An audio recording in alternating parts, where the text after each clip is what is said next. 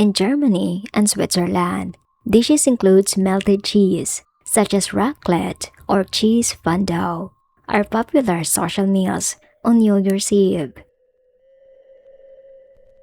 Slow melting cheese at the table is intentional. It keeps guests occupied and avoids dead time, where bad luck or boredom might creep in before the midnight transitioned.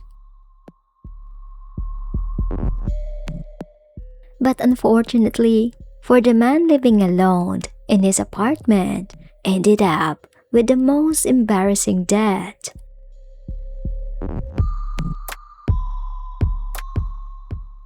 In Germany, a 40-year-old man was found dead in his apartment. It says he was a loner, but was reliable at work. So when he didn't show up for work and wasn't answering his phone, they immediately called the police.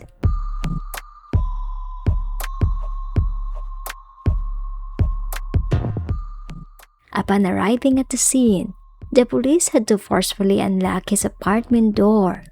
Inside, they found the man in his bedroom, lifeless and in a strange position. His body was in a crouched position on the floor, near the running radiator. He was wearing a combination of unusual items, including a diving suit, a plastic raincoat, and a pantyhose all over his upper body.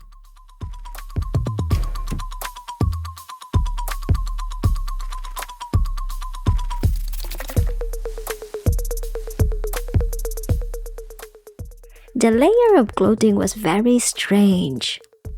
Underneath the diving suit, the man was wearing a blue plastic raincoat and clear plastic bags on his feet.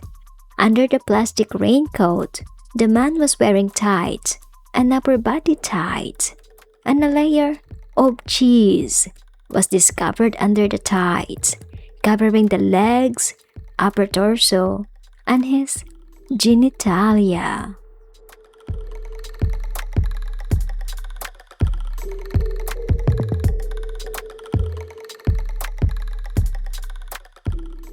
Other peculiarities at the scene clearly indicated an autoerotic accident. As I explained in the previous short video, some folks engage in unusual sexual behaviors. They use to play breathing control to intensify sexual arousal. They use their own body to fantasize someone. That is why cross-dressing is commonly observed in cases like this. At the scene, police discovered erotic pictures of a woman wearing plastic clothing, and in the kitchen, there was extensive packaging material for cheese slices and 2 empty packages for tights. After consultation with the legal medicine, police ruled the case as a typical autoerotic accident. There were no signs that anyone else was in the apartment. There was nothing to stop the man from covering himself with cheese and wedging himself against the running radiator. The sexual motivation was obvious, and the cause of death was classified as suffocation.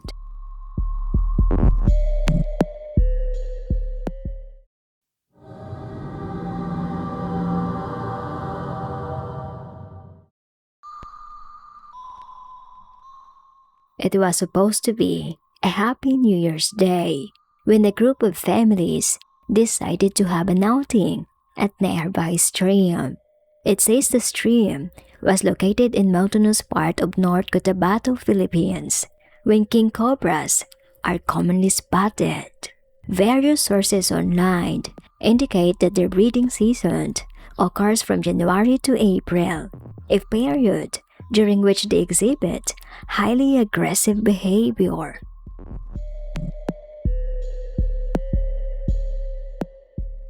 At the wrong place and at the wrong time, While the group was hiking towards the stream, a king cobra suddenly appeared and bit a woman's leg.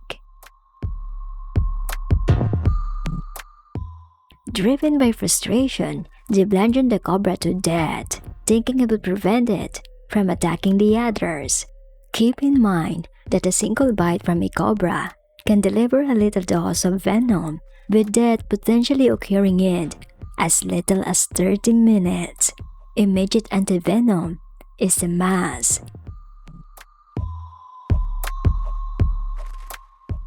With time running out, the family took the woman to a traditional healer.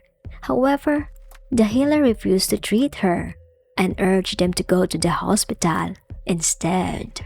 Incredibly, the woman managed to stay alive for 3 hours, but the problem was that the hospital was 4-hour trip away.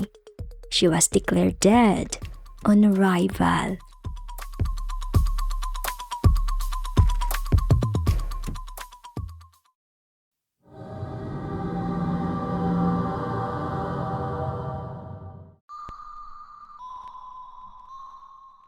The phrase New Year, New Me is a popular post on social media. It means for self-improvement goals at the start of the new year.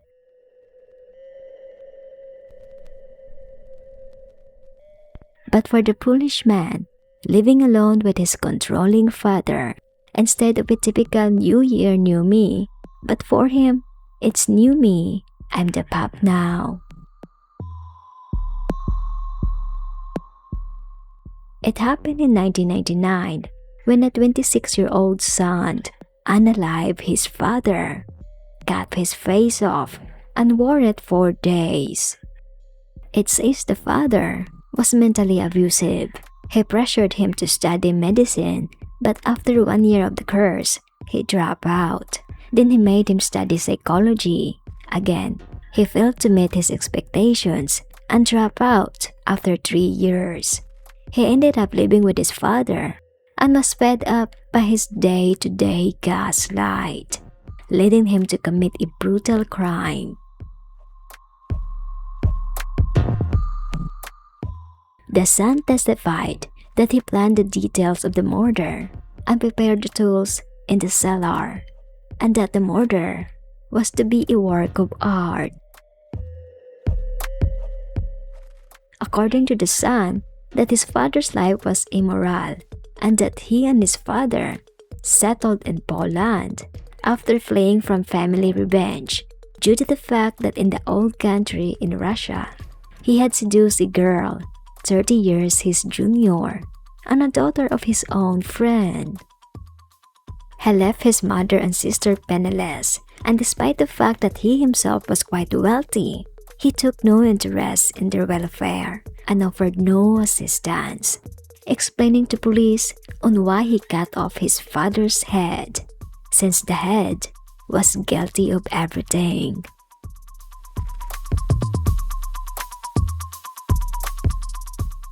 The son stated that on the day of the crime, he lured his father into the cellar, struck him with a sharp object.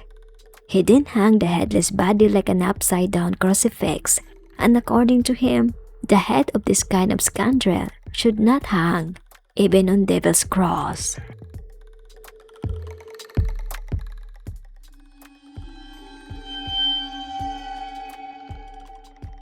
He believed that a man's worth can be recognized in his values rather than on his face, and so the scalping of his father, a man who never recognized any values, was to symbolize his lack of face.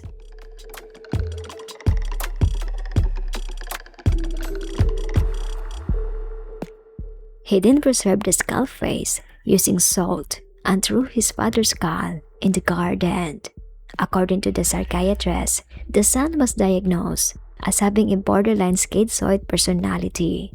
In his twisted mind, he placed the skull face over his head, put his father's clothes, hat, and glasses to imitate him.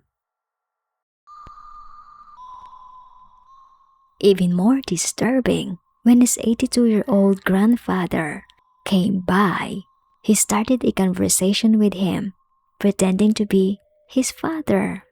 The grandfather did not recognize him and was sure that he was talking with his son.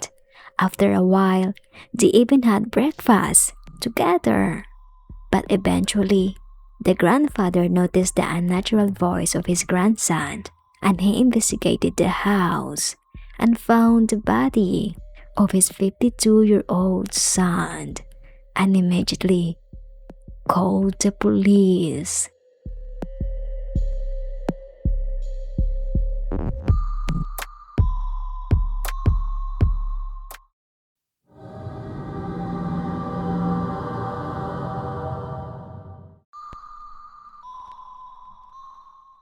A moment of happiness turned to tragedy when a 10-year-old girl, Yanelis Mongenia, and her loved ones rang in the New Year in Northwest Miami-Dade when suddenly she collapsed to the ground just minutes after the clock struck midnight on January 1, 2026.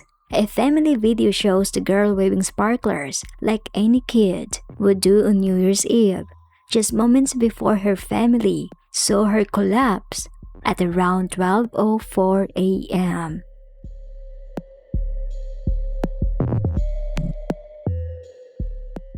Devastated grandfather of the victim, Ramon Valdezon, spoke to news media. I don't want what happened to my granddaughter to happen to anyone else.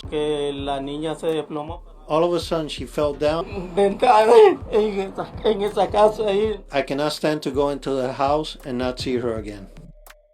The young victim was struck by a stray bullet fired into the air from an unknown location by an unknown subject. The family rushed the girl to the hospital. However, she didn't survive and was pronounced dead on arrival. Mongenia had just celebrated her 10th birthday 1 week ago before an unknown person fired its gun in the air and took her life. Even more disturbing, the case is still under investigation and the person responsible has not been identified by authorities.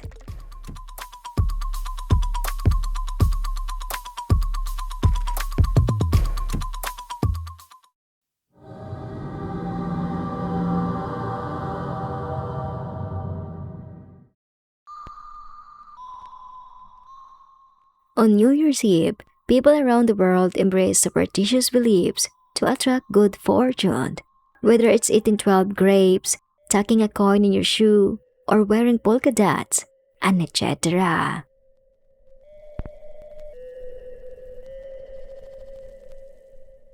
For a homeless man from Florida, it was a dream come true when he received a check on which he could cash out any amount he wanted.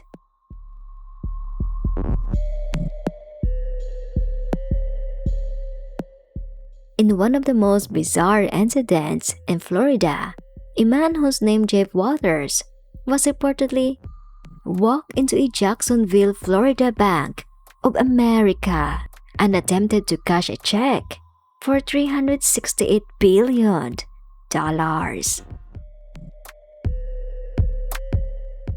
Bank tellers immediately grew suspicious and alerted the police.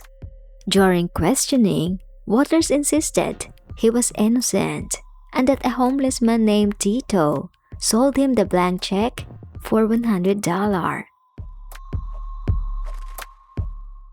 This Tito person apparently told him that the check would clear for any amount of money. Then he wrote the check out to cash and boldly walked into the bank, unexpecting it to clear. When police arrived, they found bath salts and Chinese throwing stars in his possession.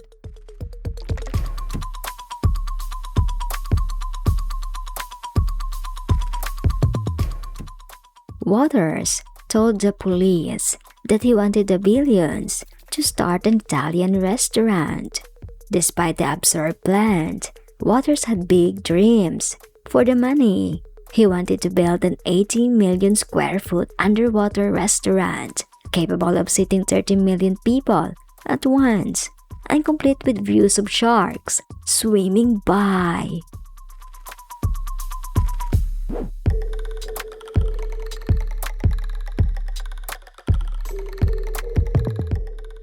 And that's all Morbid Mind, folks. A grim reminder that the truth is often stranger than fiction.